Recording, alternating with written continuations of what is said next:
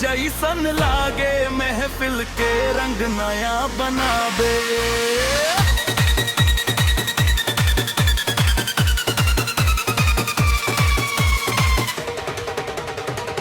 Chorus अरे नाचे हो झूमा हो आज के रात खुल के घूमा हो। लाइट चमके स्पीकर गरजे हर दिल में मस्ती भर दे।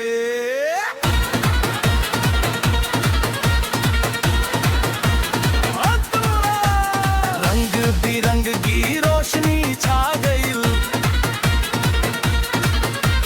संगीत से हर मनवा मुस्का गई। दोस्तन के टोली साथे आई, हंसी खुशी के रात सजाई। डीजे वाला बीट बढ़ा, सबके जोश चढ़ा, ताल पे ताल मिला, रात भर धूम मचावा।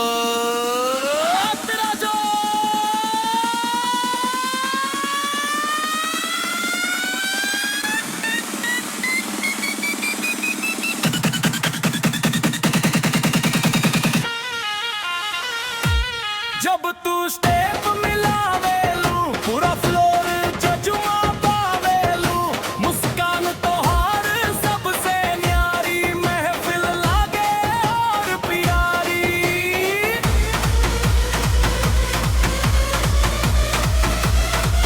कोरस तोहरा कमरिया दिलवा चुरा ले, डीजे के बीट पे जादू चला दे।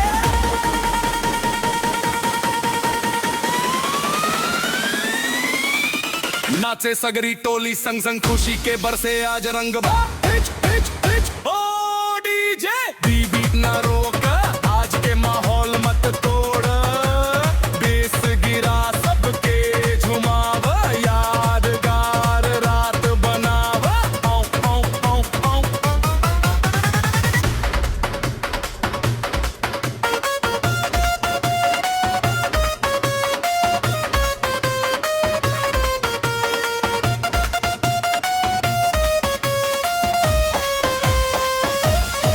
अभी त रात जवान बा, मस्ती के तूफान बा, आगे बढ़ी कहानी अब डीजे के साथ नया रंग बा। डीजे एवरीबॉडी hands up, तोहरा कमरिया दिलवा चुरा ले, डीजे के बीट पे जादू चला दे।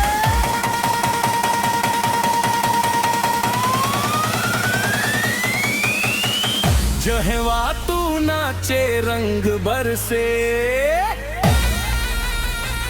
पूरा माहौल खुशी से तरसे। अंतरा तीर चमके लाइट बजे साउंड, सबके कदम करे नया राउंड, मुस्कान तोहार दिल छू जाला, हर चेहरा खुशहाल बनाला।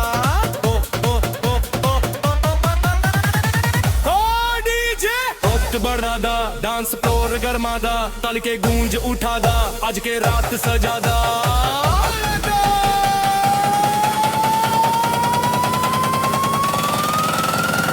तोहरा स्टाइल निराला लागे, एजिच बेर खत मनु मचांगे, संग के नाची संग के गाई, यादगार रात बाज बनानी।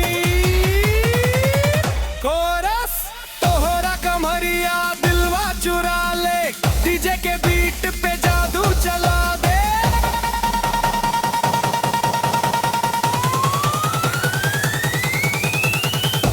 हाथ उठा के सब झूमा हो,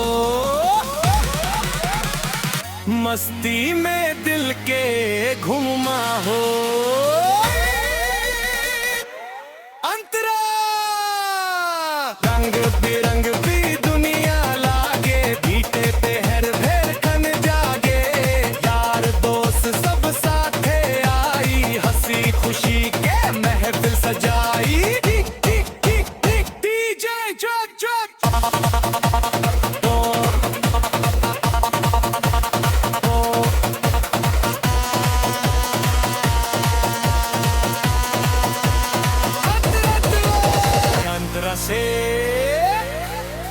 रात अभी बाकी बहुत बा, जोश अभी बाकी बहुत बा। संगीत के ही प्यारा सफर चलत रहे भोर भइल तक।